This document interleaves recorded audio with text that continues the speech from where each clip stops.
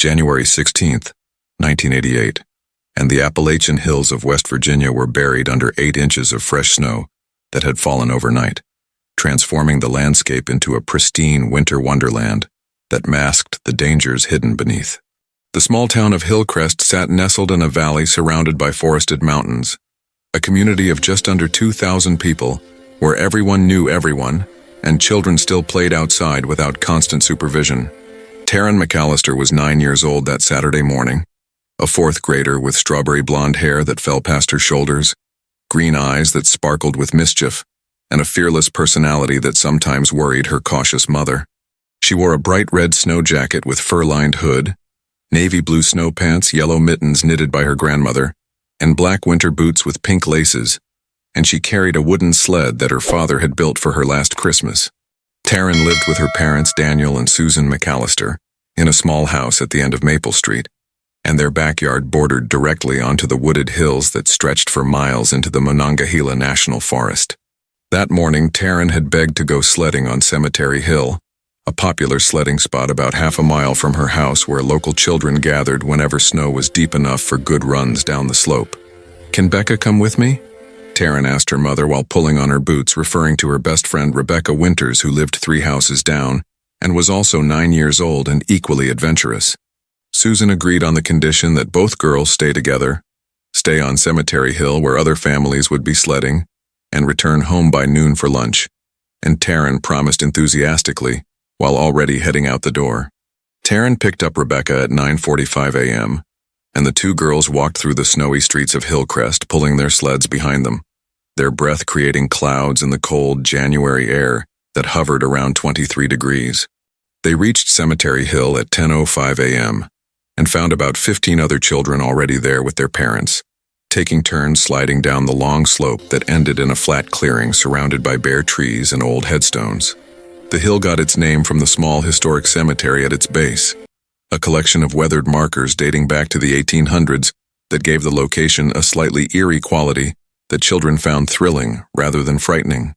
Taryn and Rebecca sledded together for about 40 minutes, racing other kids and laughing when they tumbled off into snowdrifts, and several parents who were there later confirmed seeing both girls playing safely on the hill. At approximately 10:50 a.m., Rebecca's sled broke when it hit a hidden rock, cracking the wooden runner down the middle, and she told Taryn she needed to go home to get her backup sled from the garage. "Wait here, I'll be back in like 10 minutes, Rebecca said, and Taryn nodded while adjusting her yellow mittens. "Don't go down without me. The next run is mine." And Rebecca trudged off toward home, leaving her broken sled at the top of the hill. That was the last time anyone saw Taryn McAllister alive, standing at the top of Cemetery Hill in her bright red jacket, holding her wooden sled, and watching Rebecca walk away through the snow. When Rebecca returned 15 minutes later with her repaired sled, Taryn was nowhere to be found on Cemetery Hill, and her wooden sled lay abandoned at the top of the slope with no tracks leading away from it except footprints heading into the woods. In 15 minutes, while families continued sledding and children played in the snow just yards away, 9-year-old Taryn McAllister vanished from a public hill in broad daylight, and nobody saw her leave or heard her call for help. If this mystery has you intrigued, hit that subscribe button so you don't miss more cases like this, drop a like, and comment where you're watching from, or what you think happened to Taryn. Now let's find out what happened next.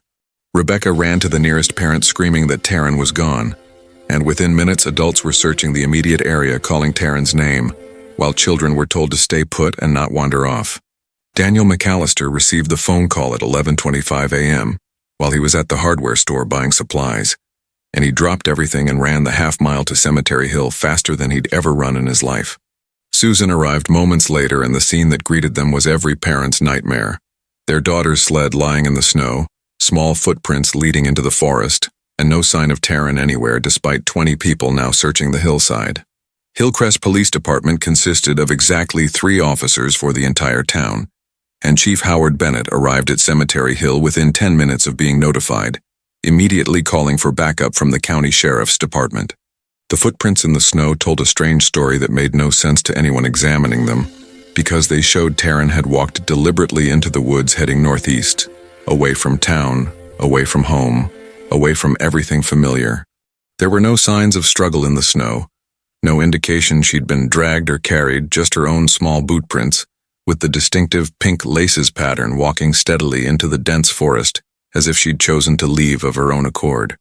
Chief Bennett immediately organized search teams while the footprints were still fresh and visible, and he assigned groups to follow different directions into the forest while maintaining communication via walkie-talkies that crackled with static. The trail of Taryn's footprints led into increasingly dense woodland, winding between bare trees and overfallen logs, and the searchers called her name continuously while following the tracks that remained clearly visible in the undisturbed snow. After approximately 300 yards, the footprint simply stopped in a small clearing surrounded by pine trees, ending abruptly as if Taryn had literally vanished into thin air or been lifted off the ground by something.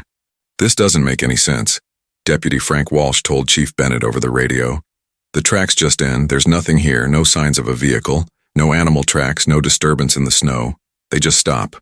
Bennett hiked to the location himself to verify what his deputy was reporting, and he stood in that clearing staring at the last footprint, feeling a cold dread that had nothing to do with the January temperature.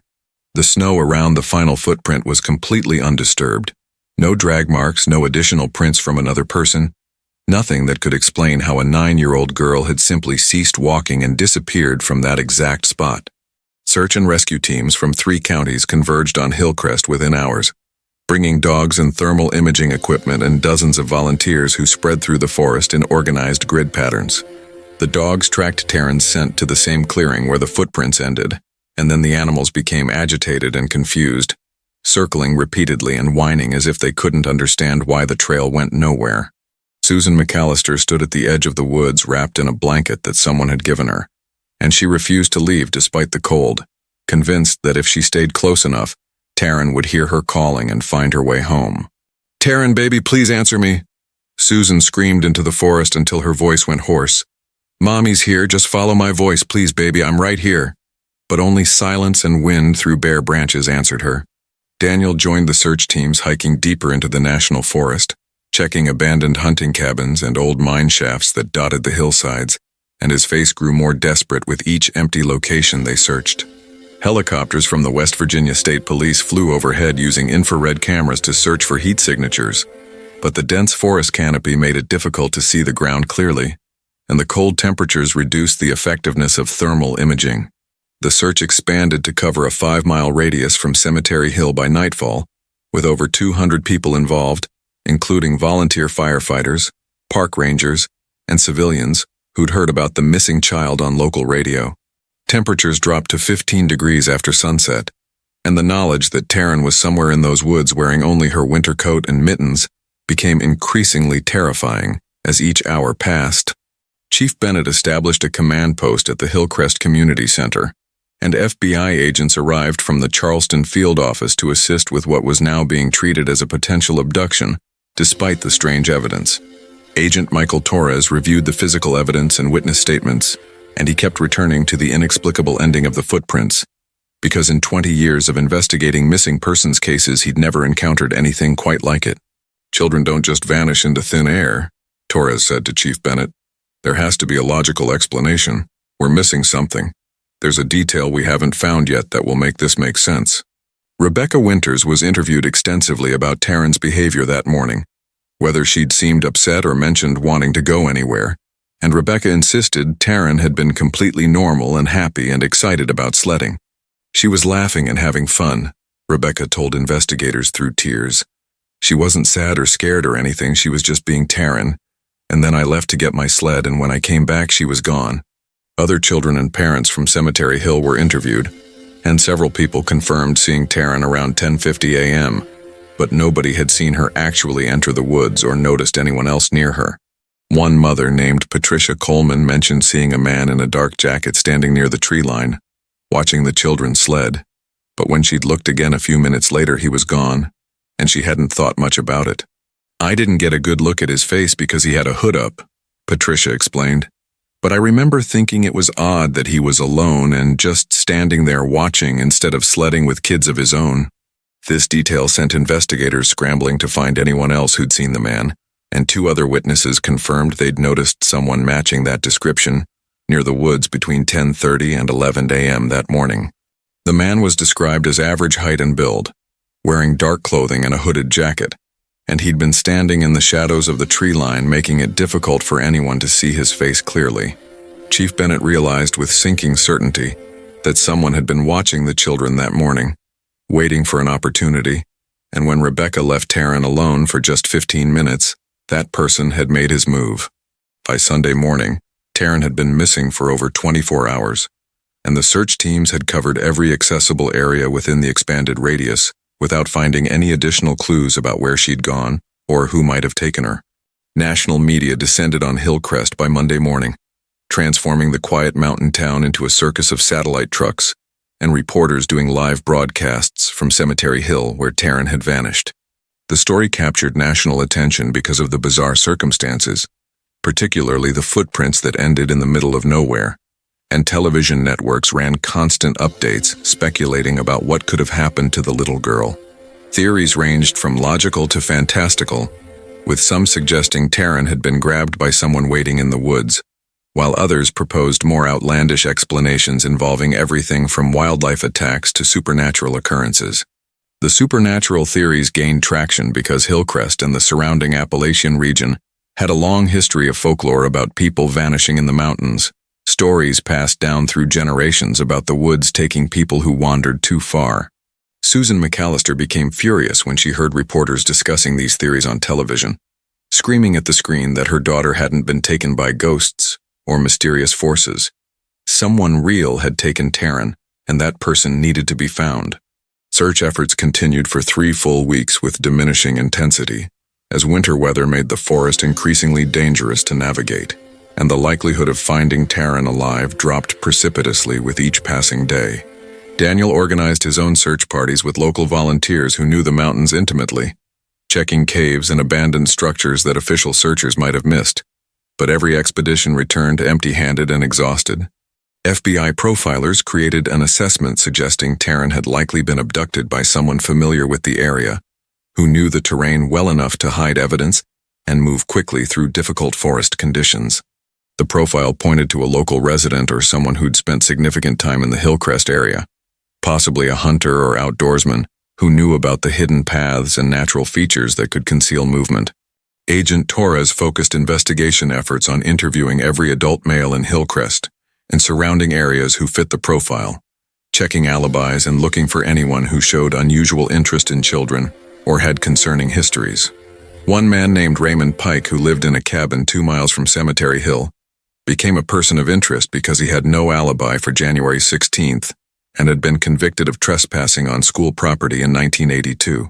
Police obtained a warrant to search Pike's cabin and surrounding property, and they spent 2 days processing the location while Pike sat in custody being interrogated, but they found absolutely nothing connecting him to Taryn. Pike was eventually released because without evidence the police couldn't hold him, and he became a pariah in Hillcrest, despite never being formally charged, with people whispering that he must have done something even if it couldn't be proven. Another lead emerged when a gas station attendant in a town 30 miles away reported seeing a man with a young girl matching Taryn's description on January 17th, and the girl had seemed scared and wouldn't make eye contact. Police tracked down every vehicle that had purchased gas at that station on that date and interviewed the drivers, but none of them had been traveling with a child, and the attendant couldn't provide additional details beyond the vague description. By March, the official search was suspended with the case remaining open, but no active daily operations, and the McAllister family was left alone with their grief and the terrible not knowing that consumed every waking moment. Susan couldn't sleep in her own house anymore because every room reminded her of Taryn, and she and Daniel rented an apartment in town while their home sat empty like a shrine to their missing daughter. The marriage began fracturing under the unbearable strain, with Susan convinced Daniel wasn't doing enough to find Taryn and Daniel feeling helpless because he'd searched every inch of those mountains without finding a single trace. Rebecca Winters developed severe anxiety and guilt over leaving Taryn alone, and she required therapy to deal with nightmares where she saw Taryn calling for help, while Rebecca walked away, unable to hear her. The clearing where Taryn's footprints had ended became an unofficial memorial site, with people leaving flowers and stuffed animals and handwritten notes, and the location took on an almost sacred quality in the community. Local hunters and hikers reported strange feelings when passing through that area, sensations of being watched or hearing children's voices in the distance, though these reports were likely psychological responses to knowing what had happened there. Chief Bennett worked the case obsessively for 2 years before health problems forced him to step back, and he admitted to his wife that the McAllister case had broken something inside him that would never fully heal. The FBI periodically reviewed the file looking for new angles or overlooked evidence, and they compared Taryn's case to other unsolved child disappearances in Appalachia, finding disturbing patterns that suggested multiple cases might be connected. Between 1985 and 1992, 6 children had vanished from small towns in the Appalachian mountain region, under circumstances that shared eerie similarities: winter weather, forested areas, brief windows of opportunity, and trails that ended inexplicably. None of the cases had been solved. No bodies had been recovered and no suspects had been identified despite extensive investigations, and the pattern suggested either a highly mobile offender or multiple perpetrators using similar methods. Taryn's case was featured on Unsolved Mysteries in 1990, and the broadcast generated hundreds of tips from viewers across the country. But every lead was investigated, and every single one led nowhere. The 1990s brought technological advances that gave the McAllister family brief moments of hope, as age progression photos showed what Taryn might look like at 10, then 12, then 15 years old, as the years passed without answers. Each new photo was distributed to law enforcement agencies nationwide, and posted in truck stops and rest areas, and anywhere that missing children posters might catch someone's attention. But Taryn remained among the vanished. Daniel McAllister became obsessed with researching other missing children cases, filling notebooks with details and timelines and geographical patterns, convinced that if he could just find the right connection, everything would suddenly make sense. He contacted families of the other missing Appalachian children and discovered they all shared the same frustration, the same dead ends, the same investigators telling them that without new evidence, there was simply nothing more to pursue. In 1995, a hiker discovered human remains in the Monongahela National Forest about 8 miles from Hillcrest, and Susan received a phone call that made her simultaneously hope and dread that they'd finally found Taryn. The remains were sent for analysis, and the McAllisters endured 2 agonizing weeks waiting for results. But forensic testing determined the bones belonged to an adult male who'd likely been dead for decades, not their missing daughter. That roller coaster of emotion nearly destroyed what little stability Susan had managed to rebuild, and she spent 3 days in the hospital after suffering what doctors called a nervous breakdown brought on by years of accumulated trauma. Daniel filed for divorce in 1997, not because he'd stopped loving Susan, but because they'd become toxic to each other, each one's presence a constant reminder of what they'd lost and their inability to fix it. The divorce devastated what remained of the Hillcrest community's connection to the McAllister family, as people who'd supported them for years grew weary of the ongoing tragedy and gradually stopped asking for updates. Susan moved to Charleston, where nobody knew her story, and she could exist without being that poor woman whose daughter vanished. And she found work as a receptionist, living a quiet, anonymous life. Daniel stayed in Hillcrest because he couldn't bring himself to leave the place where Taryn had last been seen, and he walked through the woods almost daily, still searching for something that everyone else had given up hoping to find. Rebecca Winters left West Virginia at 18 and never returned, carrying guilt and trauma that therapy had helped manage but never fully resolved, and she rarely spoke about her childhood or what had happened on Cemetery Hill. The clearing where Taryn's footprints had ended became overgrown as nature reclaimed the space, but locals still knew exactly where it was and avoided the area instinctively, as if the land itself remembered what had happened there. New investigators were periodically assigned to review cold cases, including Taryn's file, and each one came away frustrated by the same impossible evidence: footprints that ended in the middle of nowhere with no logical explanation. One detective theorized in 2003 that Taryn had been lifted by someone in a tree, grabbed from above and pulled up into the branches before being carried away through the canopy, but no evidence supported this dramatic scenario. Another investigator suggested in 2007 that the clearing had been a prearranged meeting point, where a vehicle had been waiting on a hidden logging road, though searches had never revealed any such road in that location. The truth was that nobody really knew what had happened, and the evidence refused to form a coherent narrative no matter how many times it was analyzed or how many experts reviewed the case file. Advanced DNA technology in the 2000s offered another glimmer of hope, and investigators collected samples from Taryn's childhood bedroom that her parents had kept preserved, creating a DNA profile that could be compared against unidentified remains. But no matches ever came back from the databases, meaning either Taryn was still alive somewhere or her remains had never been discovered and entered into the system, and both possibilities were equally torturous to consider. True crime internet forums became obsessed with Taryn's case in the 2010s, with amateur investigators proposing elaborate theories and analyzing the footprint evidence from decades-old photographs that had been digitized and shared online. Some armchair detectives were convinced Taryn had run away and was living under a new identity. Others believed she'd been trafficked and could still be found if the right databases were searched. And still others thought she'd died in the woods and animals had scattered her remains. The McAllister case was featured on multiple podcasts and YouTube channels, each one promising new insights or overlooked clues, but none of them could answer the fundamental question of where a 9-year-old girl had gone after walking into the woods. Daniel McAllister died in 2015 at age 62 from complications related to years of alcohol abuse and depression, and his obituary mentioned that he was survived by his missing daughter Taryn, whose disappearance he never stopped investigating.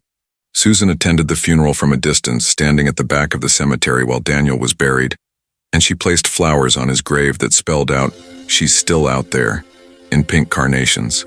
The composite sketch of the man in the dark hooded jacket, who'd been seen near Cemetery Hill that January morning, was never matched to any known individual, despite being shown to thousands of people over the decades. Chief Howard Bennett, long retired and in failing health, gave an interview in 2018 where he admitted that Taryn McAllister's case was his greatest failure and the thing that haunted his dreams more than any other unsolved mystery from his career. By 2020, Taryn McAllister would have been 41 years old, possibly married with children of her own, living a life that her parents could only imagine in their most desperate moments of hope that refused to die completely. Susan McAllister, now 73 and living in a small apartment in Charleston, kept every age progression photo ever created of Taryn displayed on her walls, a gallery of the daughter she'd lost showing faces that might exist somewhere. She checked missing persons databases compulsively, searching for any Jane Doe reports that might match Taryn's description or DNA profile, and she called the West Virginia State Police every few months, asking if there had been any developments. The answer was always the same. The case remained open, remained unsolved, and without new evidence or witnesses coming forward, there was simply nothing investigators could pursue that hadn't been exhausted decades ago. A new generation of detectives reviewed Taryn's file as part of cold case initiatives, using modern forensic techniques and databases that connected information in ways that weren't possible in 1988, but the results were disappointingly familiar. Detective James Morrison was assigned to the case in 2019 and spent 6 months reinvestigating every aspect, re-interviewing witnesses who were still alive, and even returning to the clearing in the woods with modern equipment. "The physical evidence is what it is," Morrison told his captain. "The footprints ended. There's no rational explanation that fits all the facts, and without finding Taryn or someone who admits to taking her, this case may never be solved." The clearing itself had become part of local folklore, a place that hikers avoided and parents warned their children about, and stories circulated about strange occurrences and unexplained phenomena that rational people dismissed but couldn't entirely ignore. Some claimed to hear a child's laughter echoing through the trees when they passed nearby. Others reported seeing a figure in red darting between the pines, and most dismissed these accounts as psychological projection combined with knowledge of what had happened. But enough people reported similar experiences over the years that the area gained a reputation as haunted or cursed, and even skeptical investigators admitted there was something unsettling about standing in that exact spot. Taryn's case remained a staple of true crime media, featured in new documentaries and podcasts that examined the evidence from fresh angles, but analysis couldn't change the fundamental mystery of footprints that ended and a child who vanished. Theories continued to evolve with changing cultural contexts. In the 1990s, people focused on stranger abduction. In the 2000s, trafficking became the dominant explanation, and by the 2020s, some suggested elaborate scenarios involving hidden bunkers or underground communities. None of these theories could be proven or disproven, and that was perhaps the most frustrating aspect of the case. that every explanation was simultaneously possible and unprovable, without evidence that simply didn't exist. The hooded man seen near Cemetery Hill that morning was never identified despite the composite sketch being viewed by millions of people over 3 decades, and he remained the most likely suspect despite being essentially a ghost. Some investigators believed he was a drifter passing through Hillcrest who'd seen an opportunity and taken it, while others thought he was a local resident who'd been watching Taryn specifically and waiting for the right moment. Either way, he'd succeeded in committing what appeared to be the perfect crime, taking a child in broad daylight from a public location and leaving behind almost no evidence except impossible footprints and a grieving family. Rebecca Winters, now in her 40s and living in Ohio with a family of her own, still had nightmares about that January morning, and she'd told her own children about Taryn, though she could barely get through the story without crying. "I left her alone for 15 minutes, Rebecca said in a 2021 podcast interview, her voice breaking. 15 minutes to get a sled, and my best friend disappeared forever, and I've lived with that for 33 years. The guilt Rebecca carried was irrational because she'd been 9 years old, and nobody could have predicted what would happen. But guilt doesn't respond to logic, and she'd spent decades wondering if things would have been different. Cemetery Hill itself was eventually closed to the public in 2018 after the town purchased the land and designated it as a protected memorial area, and a small marker was placed at the Sledding Hills summit dedicated to Taryn's memory. The plaque read, "Taryn McAllister, January 16, 1988. Lost but never forgotten, may you find your way home." And people still left flowers there on the anniversary of her disappearance every year. Susan McAllister made the trip from Charleston to Hillcrest every January 16th, despite the difficulty of the journey and the pain it caused, because she couldn't let that date pass without standing in the place where her daughter had last been seen. "I know most people think she's dead," Susan told a reporter in 2022. "I know the statistics, I know how much time has passed, but until someone shows me proof, I'm going to keep believing she's out there somewhere." That hope, however statistically unlikely, was what kept Susan alive through the decades of not knowing, and she'd told investigators that she planned to search for Taryn until her own dying breath. The West Virginia State Police maintain Taryn's case file in their cold case unit, and it's reviewed periodically whenever new missing persons are reported or unidentified remains are discovered anywhere in the Appalachian region. DNA samples are kept on file and compared against every Jane Doe entered into national databases, and Taryn's dental records and unique identifying features are flagged in systems that might someday produce a match. But as of today, more than 36 years after Taryn McAllister walked into the woods following a trail that ended in mystery, her fate remains completely unknown, and her case remains frustratingly unsolved. Nobody knows if she's alive or dead, if she was taken by the hooded man, or if something else entirely happened in those woods that January morning, and the footprints that ended in the middle of nowhere offer no answers. The case stands as a reminder that some mysteries resist all attempts at solution, that sometimes evidence leads nowhere, and witnesses see nothing, and the truth remains forever hidden behind a veil that can't be lifted. Somewhere, someone knows what happened to Taryn McAllister on January 16, 1988, whether they participated in her disappearance or witnessed it or discovered information they never shared with authorities. Until that person comes forward, or until physical evidence emerges that can finally explain the unexplainable, Taryn remains frozen in time as a 9-year-old girl in a red snow jacket with yellow mittens, missing in the hills of West Virginia. Her story continues to haunt those who knew her and those who've only heard her name. A reminder that evil can strike in broad daylight, that children can vanish in minutes, and that some questions may never be answered.